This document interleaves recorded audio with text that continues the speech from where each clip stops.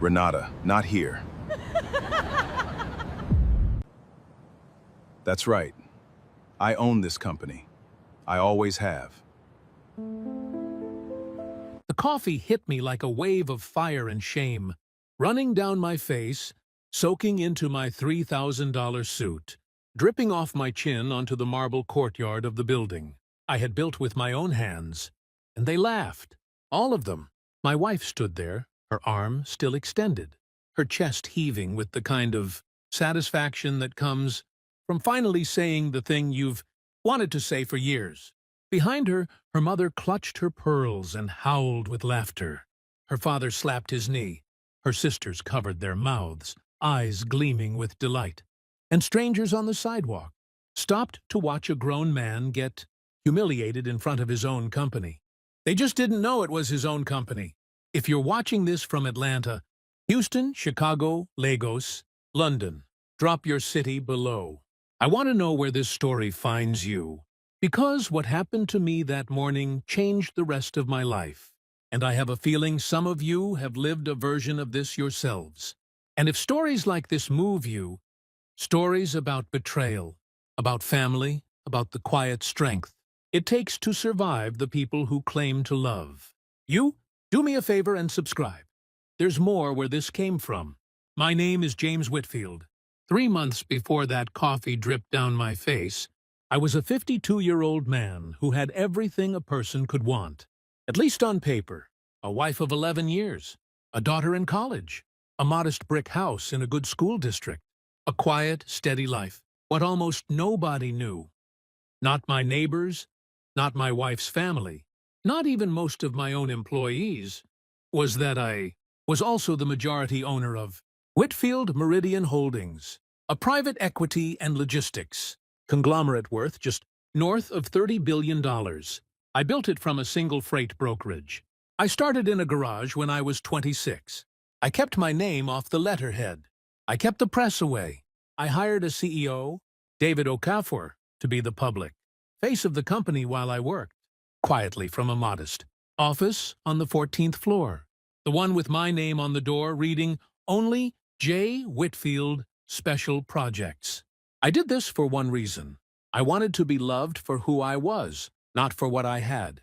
My own father had been destroyed by people who only wanted his money, and I swore I'd never let that happen to me. My wife, Renata, knew I worked in logistics consulting. That's all she knew. That's all she ever asked. Looking back, I should have found that strange. She never asked about my work. Not once in 11 years did she ask what a deal looked like, what stressed me, what I was building. She asked about dinner reservations. She asked about her mother's birthday gifts. She asked about vacations. I told myself she simply wasn't interested in business. I told myself I was lucky to have a wife who didn't care about money, who loved me for me. I was wrong about almost everything. The cracks started small, the way they always do. Renata began going out more. Girls' nights, she called them, 3 and 4 times a week, coming home smelling like expensive perfume that wasn't the brand she usually wore. When I asked about it, she laughed it off. "James, you've never cared about my perfume before. What's gotten into you?" She wasn't wrong that I'd never cared before, but something in the way she said it, light, dismissive, just slightly too quick, planted a seed of unease I couldn't shake. Then there was the matter of her new job. Renata had been a stay-at-home mother for most of our marriage, and a wonderful one. But that spring, she announced she'd landed an executive assistant position at some big company downtown, working for an important man, as she put it, her eyes lighting up in a way I hadn't seen in years. "Which company?" I asked. "Meridian Holdings," she said. "You wouldn't know it. It's this massive private firm. Nobody even knows who really owns it. It's all so secretive. But my new boss, Mr. Okafor, he's brilliant. He's introduced me to some incredible people." I nearly choked on my coffee. David worked for me. David reported to me. And now my wife was working 3 floors below my own office, in the building I owned, without either of us knowing it. I could have told her right then. I should have. But something held me back. A small, cowardly voice that whispered, "Let's see what happens." Let's see who she becomes when she thinks no one important is watching. It was the worst decision of my life, and also, somehow, the one that saved it. Over the following weeks, Renata transformed. She bought new clothes, designer pieces I didn't recognize, paid for on a credit card I didn't know she had. She started using words she'd picked up from executives at the office: leverage, synergy, optics, dropping them into casual conversation like she'd always spoken that language. And she started talking about David Okafor. A lot. David says the smartest people know how to walk away from beneath them. She told me one night, unprompted, staring at her phone instead of at me. He says real success means surrounding yourself with people who match your ambition. Meaning what? I asked. She looked at me, really looked at me, for the first time in weeks, and something cold passed behind her eyes. Meaning some people are happy being small, James. Some people never grow, and the people around them get stuck too. I didn't ask what she meant. I was afraid of the answer. Instead, I started paying closer attention at the office. Watching security footage I had every right to watch. Listening to floor gossip I had every right to hear. I watched my wife walk the halls of my company like she owned them, laughing with executives, touching David's arm in meetings a little longer than professional courtesy required. I watched her tell a junior analyst, a young man who reminded me painfully of myself 20 years earlier, that her husband was a nobody in logistics, sweet but unambitious, honestly kind of an embarrassment at events. An embarrassment. 11 years of marriage. And that's what I'd become in her eyes the moment she thought she'd found someone bigger. Her family had always treated me with a polite, distant condescension, the kind reserved for a son-in-law who married well below what they believed their daughter deserved. Renata's mother, Carol, made comments at every holiday dinner about real success, about men who actually provided, about her other daughters, husbands, a surgeon, a judge, a hedge fund manager. I absorbed it quietly for over a decade, telling myself it didn't matter, that Renata loved me despite them. But watching her at the office, hearing what she said about me when she thought no one who mattered was listening, I began to understand something devastating. Renata hadn't been defending me to her family all those years. She'd agreed with them the entire time. She was simply waiting. The way you wait out a mediocre investment, hoping it might one day pay off, but never quite believing it would. The final piece fell into place on a Thursday evening in March. I came home early and found her on a video call in the kitchen, laughing loudly, a glass of wine in hand, her mother and two sisters on the screen. I stood in the hallway, unseen, and listened. "I'm telling you, David is everything James isn't," Renata was saying. Confidence. Vision.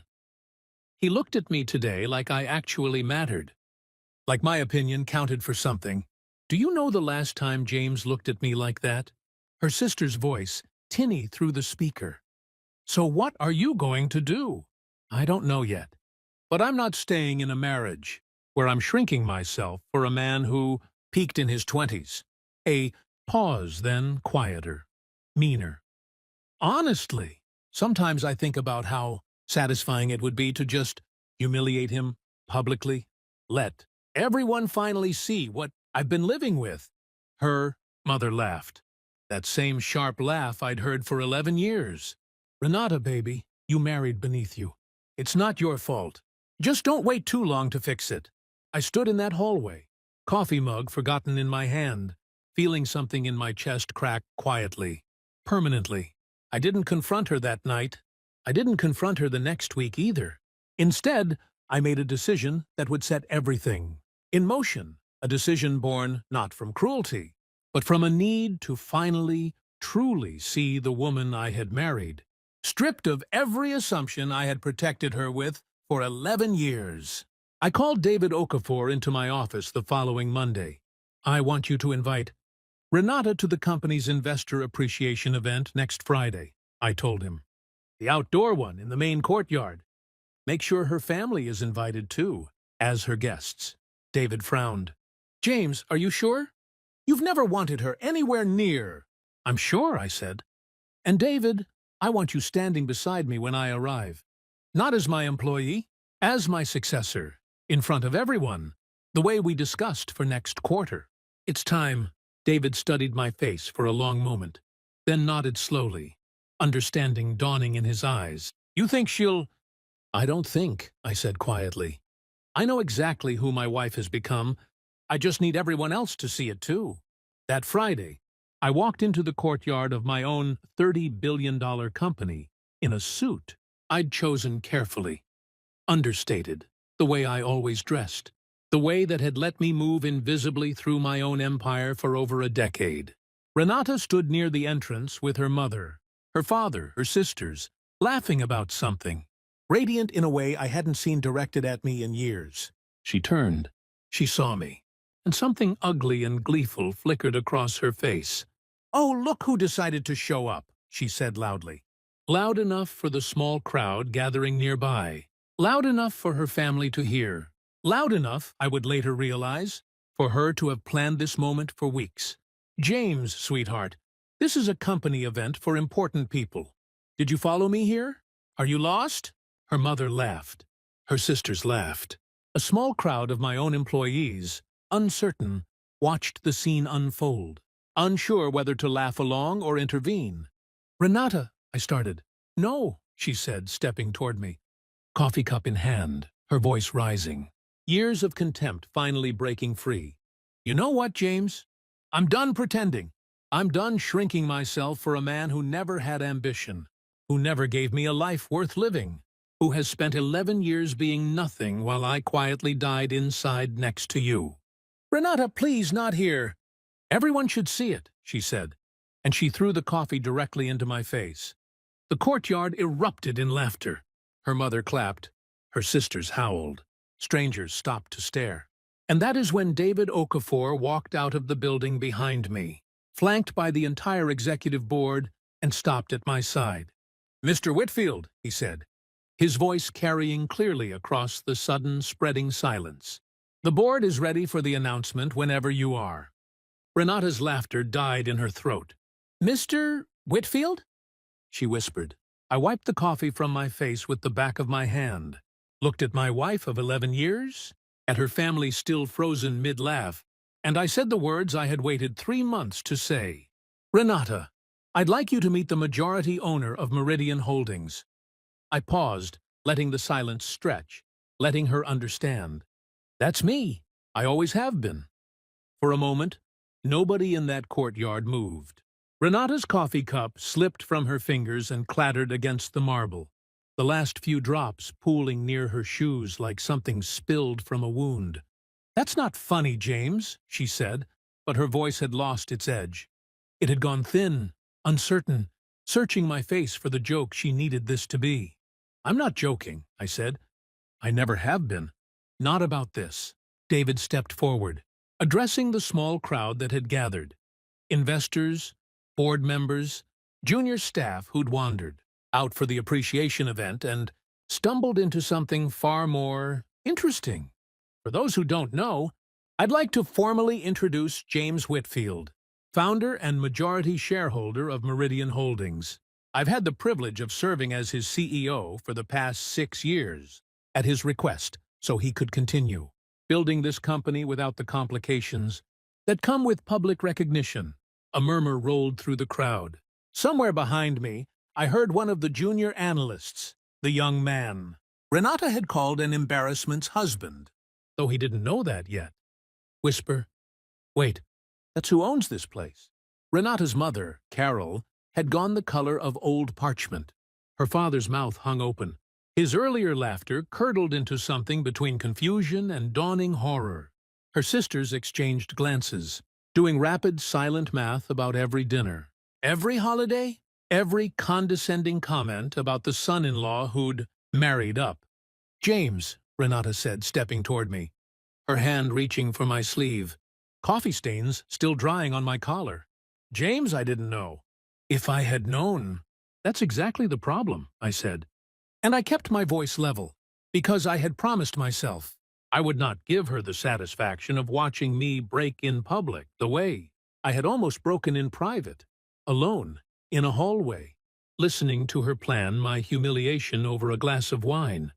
You didn't know, and it wouldn't have mattered whether I owned this company or swept its floors. You said what you said because you believed it. You believed I was nothing. You believed your family was right about me. The money was never the issue, Renata. The contempt was already there. I just handed you a reason to finally show it. Her eyes filled, the way they always did when she needed a room to feel sorry for her. It used to work on me. It had worked on me for 11 years. It didn't work anymore.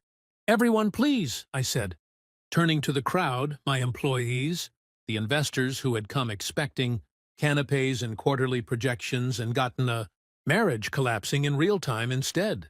I apologize for the disruption. David, let's proceed with the announcement as planned.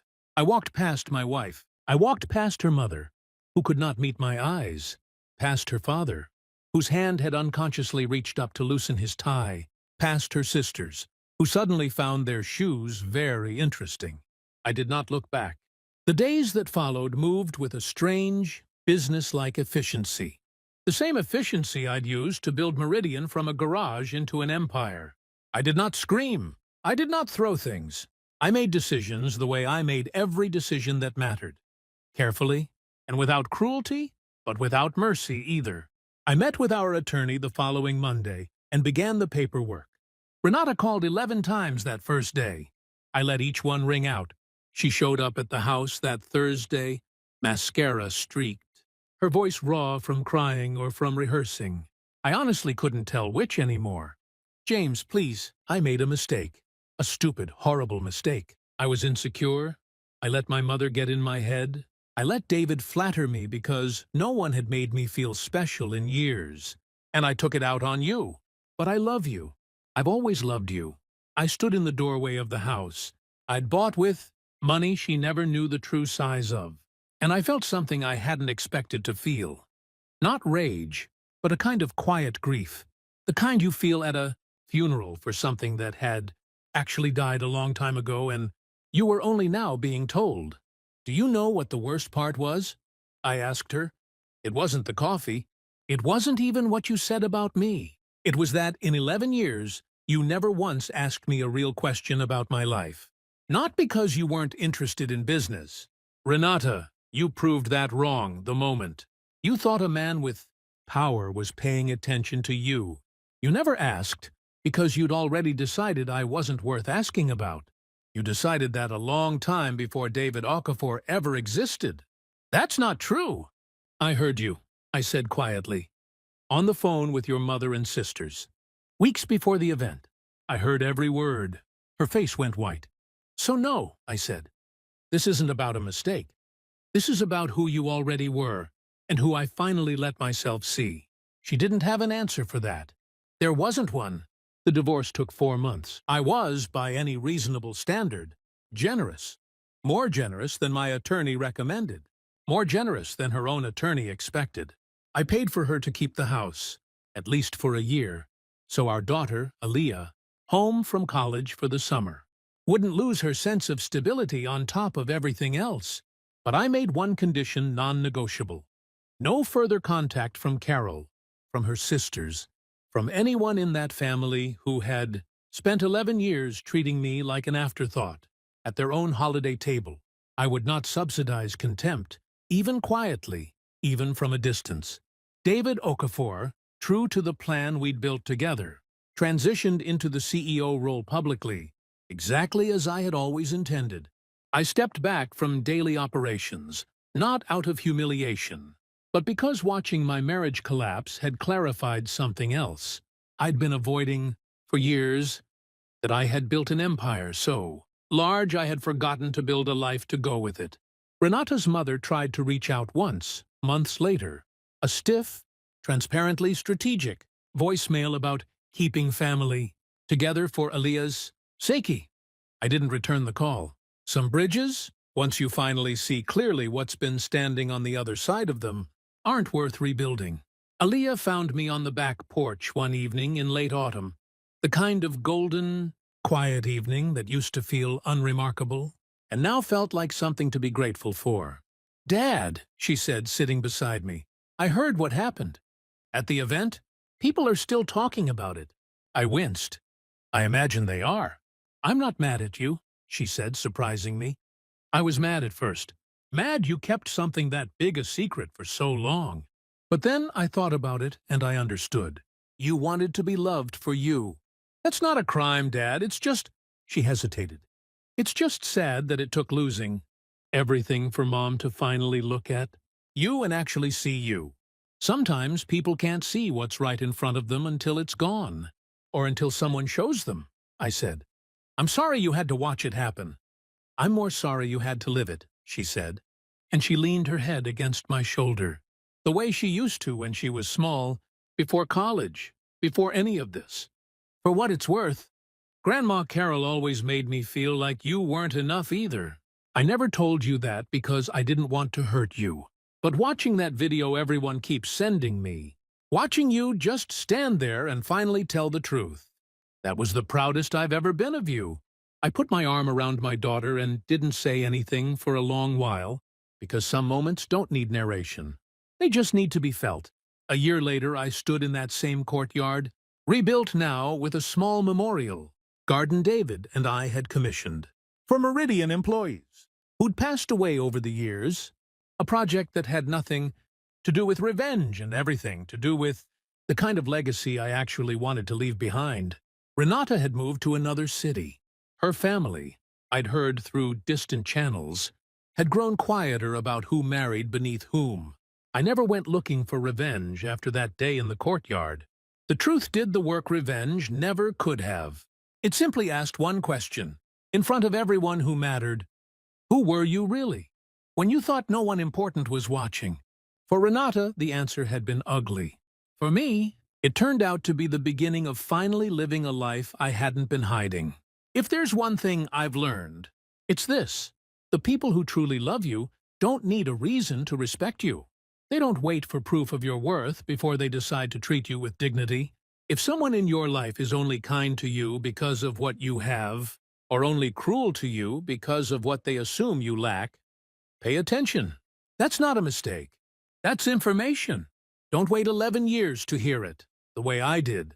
If this story moved you, let me know in the comments where you're watching from and what you would have done in James's place. And if you believe in stories about truth, dignity, and the quiet strength it takes to finally see people clearly, subscribe, and I'll see you in the next one.